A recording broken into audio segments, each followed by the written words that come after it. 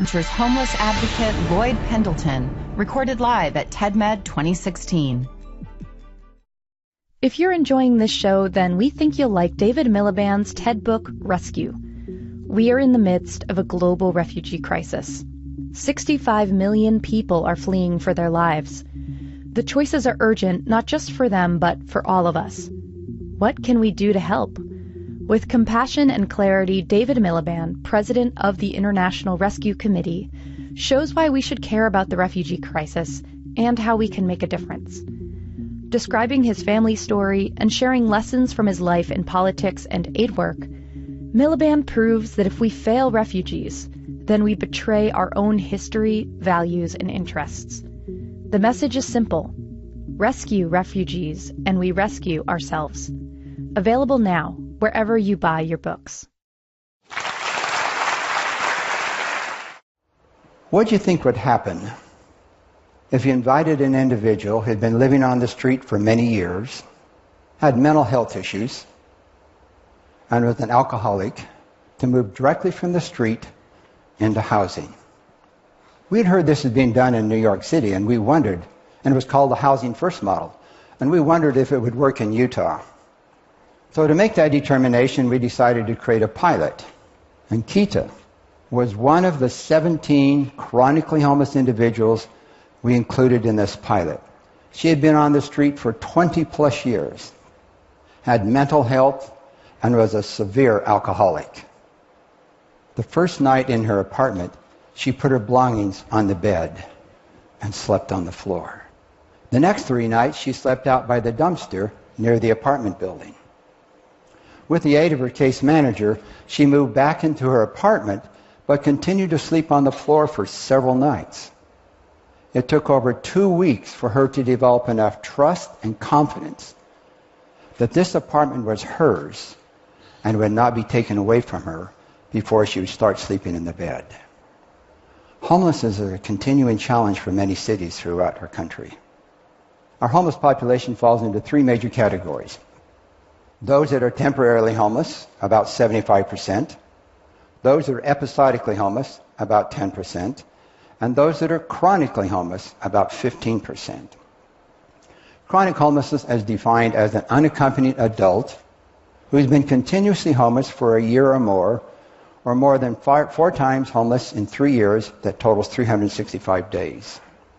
This small 15% of the homeless population can consume 50 to 60% of the homeless resources available in a community. In addition, they can cost the community $20,000 to $45,000 a year per person in emergency services costs, such as EMT runs, emergency room visits, as many of you will be aware, addictions, interactions with the police, jail time. Simply put, this small population costs a lot. Based on this reality, the U.S. government began an initiative in 2003 inviting states and cities and counties to develop a plan to end chronic homelessness in a 10-year period. The state of Utah accepted this invitation, and I was asked to lead this effort. In 2005, we approved a 10-year plan, and 10 years later, in 2015, we reported a reduction in our chronic homeless population of 91% statewide.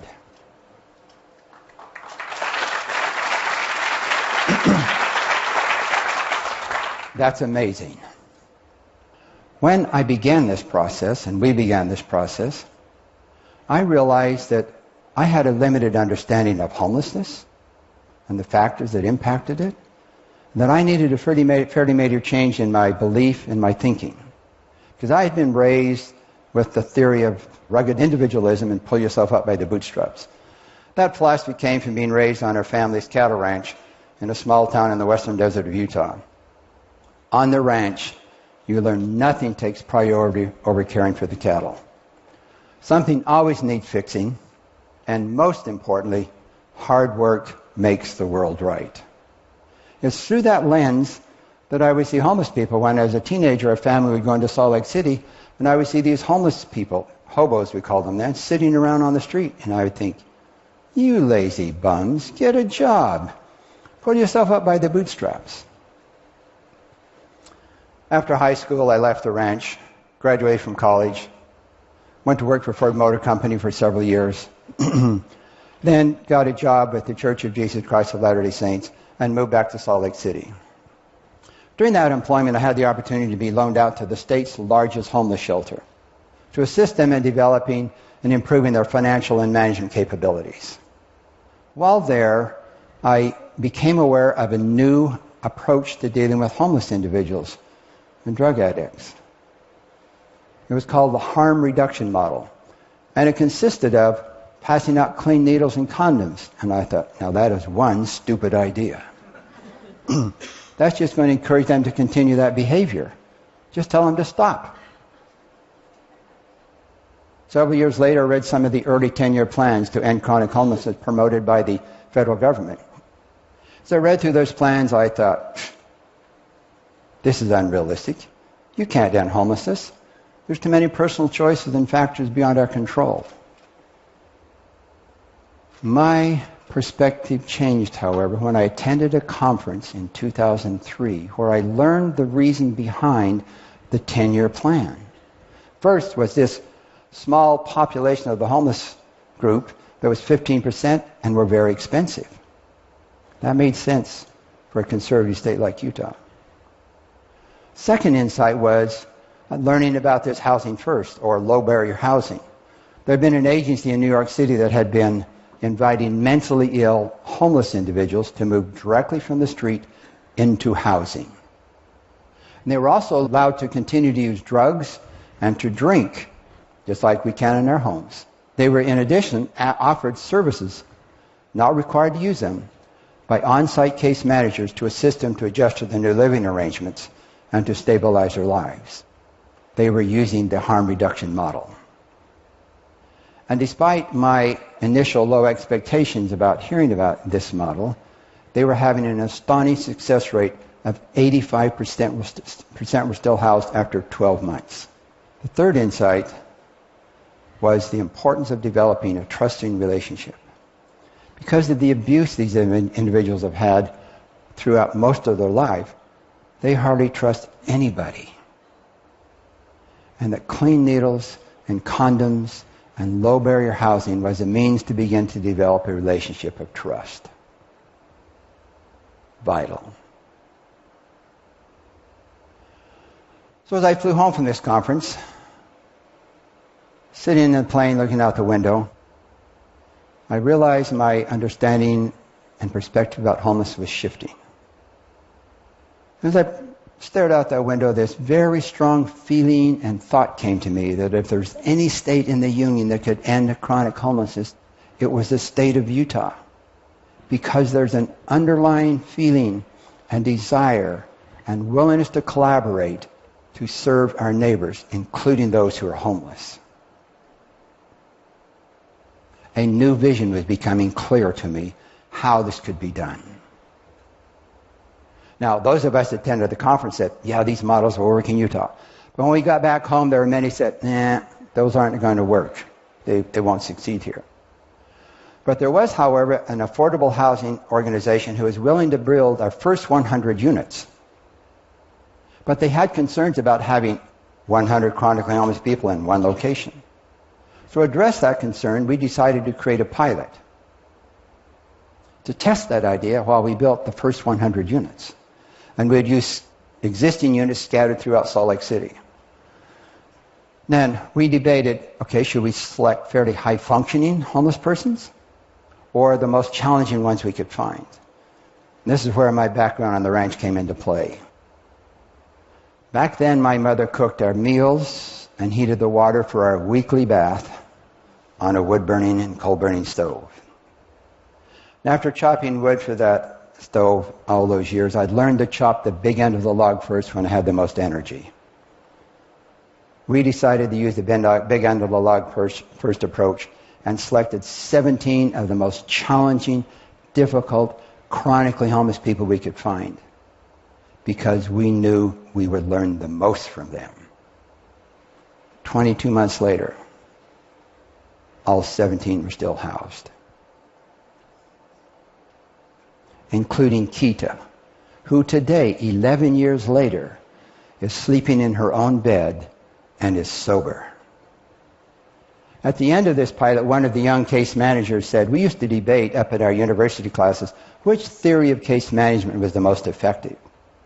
Now our theory of case management is anything necessary to keep them housed." We became believers and built hundreds of units over those next 10 years, leading to the reduction of our statewide chronic homeless population of 91%. Now, who are homeless people? Many people just want them to go away, to disappear, not disrupt their lives. Through this 10-year, 11-year process, I gained many insights of why people become homeless. One of those insights came to me a few years ago when I was visiting with our medical outreach team. These are frontline workers that go out and visit the street homeless and the prostitutes to check on their medical health.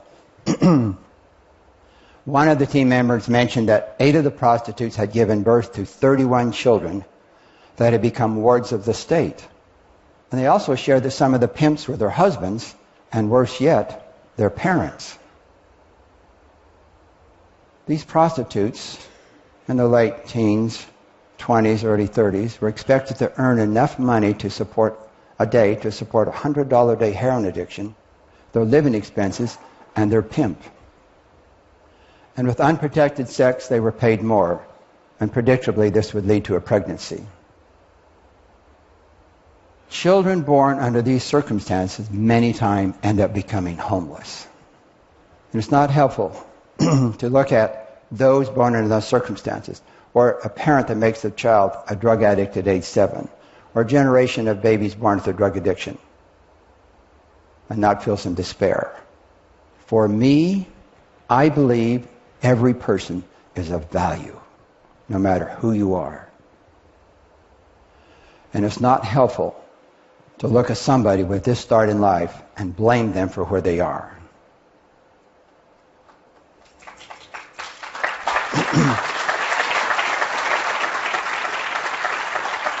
No one grows up saying, "My goal in life is to become homeless." And that's the beauty of the harm reduction and housing first model. It recognizes the complexities of the different factors that can shape a human life. These models meet people where they are, not where we are, or where we think they should be. The pilot we did with our 17 taught us many lessons. When people have been living on the street for many years, moving back into housing requires lots of things to learn. And Donald taught us some of these transition lessons. His case manager asked him why he had not turned up the heat in his cold apartment. Donald said, "How do you do that?" He was shown how to use a thermostat. The case manager also observed that he was heating the beans in the can on the stove like he had done over the campfires for many years. He was shown how to use pots and pans. We also learned that he had a sister that he had not seen in 25 years who thought he was dead. She was happy to learn otherwise, and they were soon reconnected. Hundreds of people like Keita and Donald are now housed and reconnecting with their families. And also many of our communities are incurring fewer emergency services costs. I have learned over and over again that when you listen to somebody's story with an open heart, walk in their shoes with them, you can't help but love and care for them and want to serve them. This is why I'm committed to continuing to bring hope and support to our homeless citizens, who I consider to be my brothers and sisters. Thank you. For more TED Talks, go to TED.com.